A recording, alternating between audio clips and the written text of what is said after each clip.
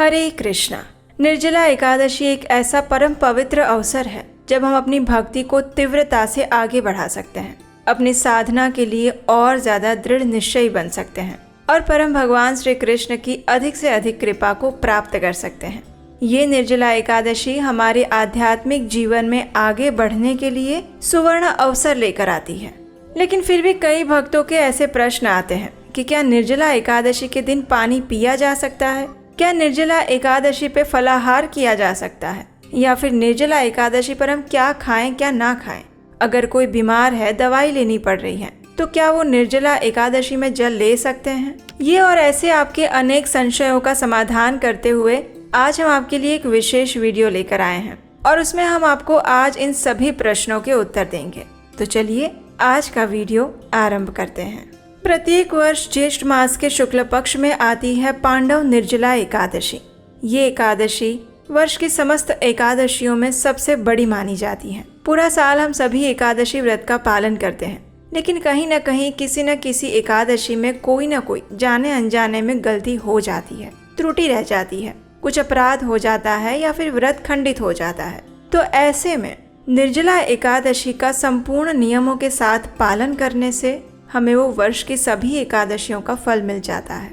और इसीलिए इस पांडव निर्जला एकादशी के दिन हम न सिर्फ अन्न का त्याग करते हैं, अपितु अन्न के साथ साथ हम जल का भी त्याग करते हैं। हाँ, हम जानते हैं कि ये गर्मी का समय है और ऐसे समय में बिना जल के रहना आसान तो बिल्कुल नहीं होता, लेकिन फिर भी ये तपस्या है हमारे शरीर के लिए, हमारे मन के लिए और हमारे आध्यात्मिक जीवन में प्रगति करने के लिए। और इसीलिए निर्जला एकादशी के दिन जल नहीं पी सकते। अगर आप शारीरिक रूप से स्वस्थ हैं, युवा हैं, कोई बीमारी नहीं है, तो आपको ये निर्जला एकादशी बिल्कुल नियमों के साथ बिना जल और बिना अन्न के ही रखनी चाहिए। कई बार लोग प्रश्न पूछते हैं कि अगर कोई व्यक्ति बीमार है या फिर उसको दवाई लेनी पड़ रही है तो वो निर्जला कैसे रखें। तो देखिए, अगर बहुत प्रयास करने के बाद भी आपको ऐसा लग रहा है कि आप पूरा दिन निर्जल नहीं रह सकते या फिर आपको दवाई लेनी पड़ रही है, तो कम से कम ये प्रयास करना चाहिए कि आप दोपहर 12 बजे तक बिना जल के रहें। यानी कि दोपहर 12 बजे तक जल की एक बूंद भी मुंह में नहीं जानी चाहिए। इस प्रकार प्रयास करके 12 बजे के बाद भगवान से प्रार्थना करें, अपनी दीनता, अपनी मजबूरी को भगवान के सामने रखें, रोएं और उनसे ये कहें कि आप करना चाहते हैं लेकिन आपकी शारीरिक मर्यादाओं के कारण आप नहीं कर पा रहे हैं। भगवान से हृदय पूर्वक ऐसी प्रार्थना करें और उसके बाद आप जल ले सकते हैं। और फिर पूरा दिन प्रयास करें कि सिर्फ जल के साथ ही निर्जला एकादशी रखें और कुछ भी नहीं।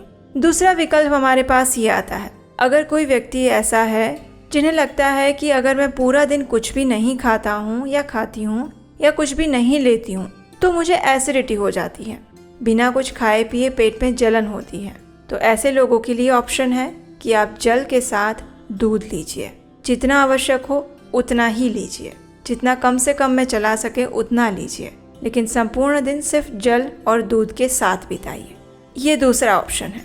अब कई बार भक्त बोलते हैं कि हमें शुगर का प्रॉब्लम है, डायबिटीज़ है या कोई और बीमारी है जिसमें बिना कुछ खाए पिए रहा ही नहीं जा सकता, बिल्कुल शारीरिक स्वास्थ्य खराब हो जाएगा अगर कुछ नहीं खाया तो ऐसे लोगों के लिए आप फ्रूट्स लीजिए। ऐसे फल लीजिए जिसमें रस हो, जो अभी के सीज़न के अनुरूप हो, जैसे कि तरबूज, आम, चीकू, जिसमें फाइबर भी मिले आपको। ऐसे फल लेकर आप एकादशी का व्रत रख सकते हैं, लेकिन अधिक से अधिक प्रयास करें कि सिर्फ जल, दूध और फल के साथ ही एकादशी को समाप्त करने का प्रयास करें। अगर आप इन माध्यमों के साथ में निर्जला एकादशी व्रत कर सकते हैं तो ये सबसे अच्छा रहेगा। लेकिन अब इससे भी आगे बढ़कर किसी को ये लग रहा है, जैसे कि कोई गर्भवती महिलाएं हैं, स्तनपान कराने वाली माताएं हैं या फिर बहुत ज़्यादा बीमार व्यक्ति हैं जिन्हें दिन में 2 या 3 बार कुछ न कुछ भोजन देना ज़रूरी है, ऐसे लोग एकादशी प्रसाद के साथ भी ये व्रत कर सकते हैं। लेकिन इन सब चीज़ों में सबसे इम्पॉर्टेंट चीज़ जो हमें याद रखनी है वो ये है कि ये व्रत हम अपने शरीर के लिए नहीं रख रहे हैं, ये व्रत हम अपनी चेतना के लिए, भगवान की भक्ति प्राप्त करने के लिए रख रहे हैं। और इस व्रत के साक्षी स्वयं भगवान कृष्ण हैं। हम संपूर्ण दुनिया को, हमारे आसपास के लोगों को यहाँ तक कि हम अपने आप को भी बेवकूफ़ बना सकते हैं, लेकिन भगवान को बेवकूफ़ नहीं बना सकते। उदाहरण के रूप में, अगर मैं स्वस्थ हूँ, मैं बिना जल के रह सकती हूँ, फिर भी अगर मैं ये बहाना करूँ कि मेरा स्वास्थ्य खराब हो जाएगा या फिर मुझे बीमारी आ जाएगी या मुझे अच्छा नहीं लग रहा है, मन के इन सभी कारणों को लाकर अपने शरीर के ऊपर थोप दूँ और ये बोलूँ कि भाई मैं निर्जला नहीं कर सकती, तो ये सबसे बड़ा छलावा होगा। भगवान के साथ नहीं, खुद के साथ, क्योंकि भगवान तो हमें अंदर बाहर दोनों तरफ से जानते ही हैं। तो इसलिए निर्जला एकादशी पर भगवान को चीट करने की कोशिश मत कीजिएगा।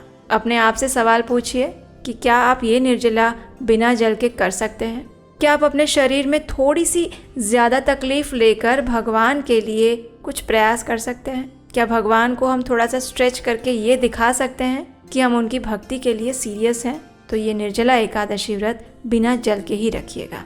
हाँ, अगर जिसको जेन्युइन प्रॉब्लम है, सच में जिसे शारीरिक तकलीफ है, बीमार है, गर्भवती है या और कोई भी समस्या है, वो भगवान से प्रार्थना करके जल ले सकते हैं, दूध ले सकते हैं या फल ले सकते हैं। और बहुत ज़्यादा ज़रूरत लगती है तो एकादशी प्रसाद भी ले सकते हैं, दिन में 1 बार या 2 बार। लेकिन किसी भी प्रकार से अपने मन में सिर्फ और सिर्फ भगवान श्री कृष्ण की प्रसन्नता के लिए आप ये व्रत करने जा रहे हैं, ये बात होनी चाहिए। हमें किसी को दिखाना नहीं है कि देखो आज मैं पूरा दिन निर्जल व्रत रखा है। हमें सिर्फ भगवान को दिखाना है कि हम उनकी भक्ति प्राप्त करने के लिए कुछ प्रयास कर रहे हैं, और आपका ये विनम्र प्रयास देखकर भगवान अवश्य प्रसन्न होंगे। ज़रा सोचिए, एक छोटी सी गिलहरी के छोटे से प्रयास से अगर भगवान श्री राम प्रसन्न हो सकते हैं, उसे इतना बड़ा वरदान दे सकते हैं, तो क्या आप 24 घंटा बिना जल के भगवान की कृपा प्राप्त करने के लिए प्रयास करेंगे, तपस्या करेंगे, तो क्या वो आपके सामने नहीं देखेंगे? विश्वास रखिए, श्रद्धा रखिए उनके ऊपर, वो आपका कुछ अहित नहीं होने देंगे। तो प्रयास करिए। अगर बिना जल के निर्जला रख सकते हैं तो ये वर्ष में सिर्फ एक ही दिन आती है और सुनहरा अवसर है। पूरा प्रयास करके इस व्रत को रखिए। लेकिन हाँ, भावुक भी मत होइएगा, सेंटिमेंटल मत होइएगा। जहाँ पर लगे स्वास्थ्य खराब हो रहा है या फिर कल स्वास्थ्य खराब हो सकता है अगर आज पूरा दिन निर्जल रखा, तो ऐसे केस में जल लीजिए, दूध लीजिए या फिर फल लीजिए, लेकिन ज़्यादा से ज़्यादा हरे कृष्ण महामंत्र कीजिए। भगवान के सामने रोइए, अपनी विवशता को लेकर भगवान से प्रार्थना कीजिए कि वो आपका स्वास्थ्य जल्दी से ठीक करें, ताकि आने वाले समय में आप ये तपस्या कर पाएं। सभी चीज़ों का मूल आधार आपकी कॉन्शियसनेस है, आपकी चेतना कैसी है वो है, भगवान वो देखते हैं। और जाते हुए एक इम्पॉर्टेंट लास्ट प्रैक्टिकल टिप बता रही हूँ। अगर आपको खुद निर्जल व्रत रखना संभव नहीं लग रहा है और आपके आसपास में या आपके परिवार में कोई ऐसे लोग हैं जो निर्जल व्रत रख रहे हैं, तो हमारा हाथ जोड़ के विनम्र निवेदन है आपसे कि कम से कम आप जो लोग निर्जल व्रत रख रहे हैं उनके सामने बैठकर पानी मत पिएगा, उनके सामने बैठकर फलाहार या एकादशी प्रसाद मत लीजिएगा। अगर हम किसी को सहायता नहीं कर सकते निर्जल व्रत रखने में, तो उनका व्रत भंग करने में भी हम माध्यम ना बने, इस बात का ज़रूर ध्यान रखिएगा। अगर घर में सभी निर्जल रख रहे हैं या घर में कोई एक सदस्य भी निर्जल व्रत रख रहा है, तो उसके सामने जाकर पानी मत पीजिएगा, उनके सामने प्रसाद मत लीजिएगा। और जो निर्जल व्रत रखना चाहते हैं उन्हें उत्साह दीजिए, प्रेरणा दीजिए, सहायता कीजिए। इस प्रकार भी आप निर्जल व्रत रख सकते हैं। चलिए अब बात करते हैं एक गुड न्यूज़ की। आखिर 3 साल बाद फिर एक बार हम आपके लिए वही विशेष आत्मसात कोर्स लेकर आ रहे हैं। हमारी लाइफ की प्रैक्टिकल प्रॉब्लम्स का रियलिस्टिक सॉल्यूशंस भगवत गीता से कैसे मिल सकता है, यही चीज़ हम सीखेंगे 18 सत्रीय इस आत्मसात कोर्स के अंदर।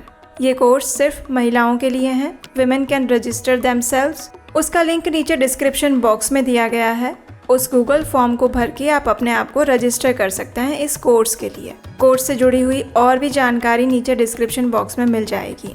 भगवत गीता तो हम कई बार पढ़ते हैं, लेकिन उनमें भगवान के द्वारा बताई गई शिक्षाओं को हम अपने जीवन में कैसे उतार सकते हैं, और वो भी आज के आधुनिक समय में भगवान की वो शिक्षाएं हमारे जीवन में कितनी प्रैक्टिकल हैं, हम उसे अपने जीवन में कैसे आत्मसात कर सकते हैं। यही विषय है हमारे इस 18 सत्रीय भगवत गीता कोर्स का, जिसका नाम है आत्मसात।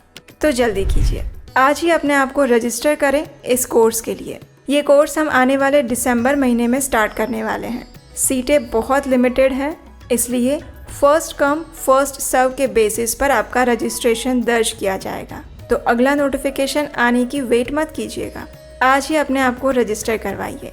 और हम आपको विश्वास दिलाते हैं कि इस कोर्स को करने के बाद आपको भगवत गीता से जुड़ी हुई ऐसी शिक्षाएं और ऐसी इंसाइट्स मिलेंगी जिसके बारे में ना आपने कभी सुना होगा और ना सोचा होगा। महिलाओं के लिए ये कोर्स बहुत ज़्यादा यूनिक, प्रैक्टिकल और बेनिफिशियल होने वाला है। तो जल्दी से अपने आप को और अपने फ्रेंड्स को इस कोर्स के लिए रजिस्टर करने के लिए प्रेरित करें। इस कोर्स की संपूर्ण जानकारी और गूगल फॉर्म का लिंक नीचे डिस्क्रिप्शन बॉक्स में है, वहां जाकर फिल कर सकते हैं। तो हमें आशा है कि इस निर्जल व्रत में जल लेना है, नहीं लेना है, फलाहार लेना है, क्या लेना है, इन सभी प्रश्नों के उत्तर आपको मिल चुके होंगे। अगर इसमें और भी कोई आपके प्रश्न हैं तो आप नीचे कमेंट बॉक्स में लिखकर हमें बताइए और तैयार हो जाइए आने वाली निर्जला एकादशी का पालन करने के लिए। अगर इस वीडियो से कुछ ज़रूरी और महत्वपूर्ण जानकारी मिली है आपको तो इस वीडियो को अपने मित्रों और आसपास के सभी लोगों को शेयर कर दीजिए। अभी कीजिए, आपका मोबाइल आपके हाथ में ही है और व्हाट्सएप भी खुला हुआ है, तो देर मत कीजिए। जल्द से जल्द इस वीडियो को शेयर कीजिए और अधिक से अधिक लोगों को निर्जला एकादशी व्रत रखने के लिए प्रेरित कीजिए। ऐसी और जानकारी के लिए आपके अपने चैनल उपदेश शास्त्रकम को सब्सक्राइब करके रख लीजिए, क्योंकि यहाँ पर हम सिर्फ प्रमाणभूत शास्त्रों से ली गई जानकारी ही आपको बताते हैं। किसी इधर उधर के यूट्यूब चैनल या न्यूज़ चैनल से या वेबसाइट से माहिती लेकर हम नहीं आते, भरोसा कीजिए हम पर। तो चलिए आने वाली निर्जला एकादशी के लिए अपने मन को और शरीर को तैयार करते हैं और आरंभ करते हैं एक ऐसी तपस्या यात्रा जो हमें भगवान की विशेष कृपा प्रदान करवा सकती है। हरे कृष्ण।